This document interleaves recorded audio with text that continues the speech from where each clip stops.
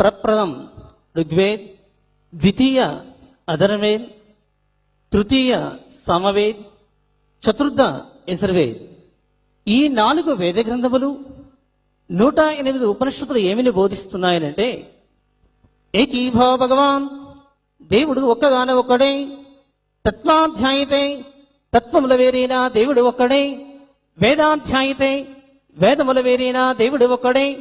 పుస్తకాధ్యాయితే, పుస్తకాల వేరైన దేవుడు ఒక్కడే.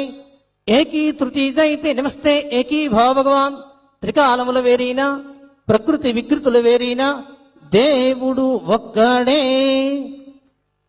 ఏక నామకరణ భగవాన్, ఏక ఒక్క నామకరణం పేరు భగవాన్ దేవుడు, దేవుడికి పేరు ఒకటే.